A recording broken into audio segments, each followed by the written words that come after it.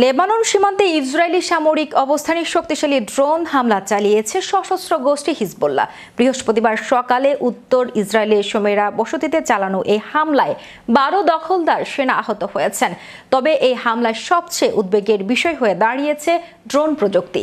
Hezbollah কি তবে jammer proof fibre optic drone ব্যবহার করেছে? এ নিয়ে বিস্তারিত থাকছে ডেস্ক রিপোর্টে।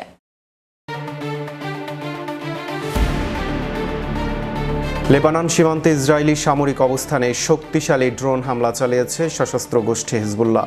বৃহস্পতিবার সকালে উত্তর ইসরায়েলের সোমেরা বসতিতে চালানো এই হামলায় ১২ দখলদার সেনা আহত হয়েছেন। তবে এই হামলায় সবচেয়ে উদ্বেগের বিষয় হয়ে দাঁড়িয়েছে ড্রোনের প্রযুক্তি। হিজবুল্লাহ কি তবে jammer proof fibre optic drone ব্যবহার করছে? সীমান্তে উত্তেজনা এখন চরম শিখরে। বৃহস্পতিবার সকালে লেবানন সীমান্ত সংলগ্ন ইসরায়েলি বসতি সোমেরাতে হঠাৎ আকাশপথে হানা দেয় হিজবুল্লাহর ড্রোন। ইসরায়েলি সংবাদ মাধ্যম টাইমস অফ ইসরায়েল জানিয়েছে, হিজবুল্লাহর লক্ষ্যবস্তু ছিল সোমেরাতের একটি গুরুত্বপূর্ণ আর্টিলারি পজিশন। ড্রোনটি নিখুঁত নিশানায় সেখানে থাকা একটি M548 আলফা কার্গো ক্যারিয়ারে আঘাত হানে। বিস্ফোরণের তীব্রতা ছিল ভয়াবহ।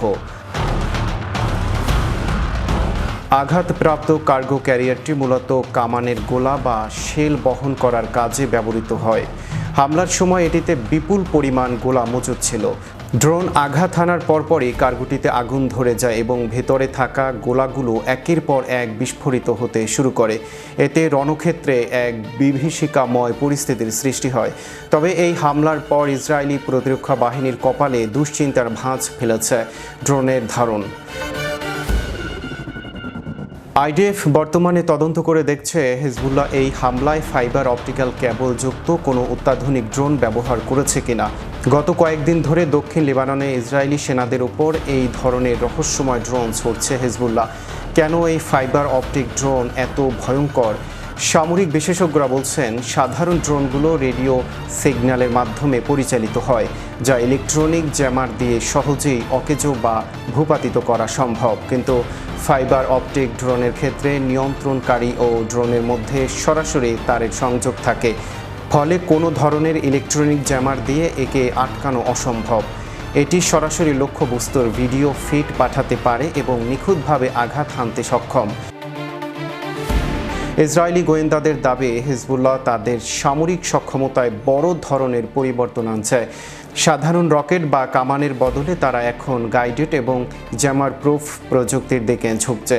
সোমেরা বসতির এই হামলা প্রমাণ করে যে ইসরায়েলের শক্তিশালী আকাশ প্রতিরক্ষা ব্যবস্থাকে ফাঁকি দেওয়ার নতুন কৌশল রপ্ত করেছে এই সশস্ত্র গোষ্ঠী। গাজা যুদ্ধের আবহে লেবানন সীমান্ত দিয়ে হিজবুল্লাহর এই নিয়মিত হামলা মধ্যপ্রাচ্যে নতুন যুদ্ধের শঙ্কা বাড়িয়ে দিয়েছে।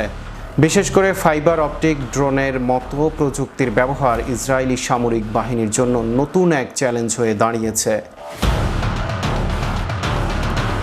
Riyad Sikdar, magic Bangla TV, international desk.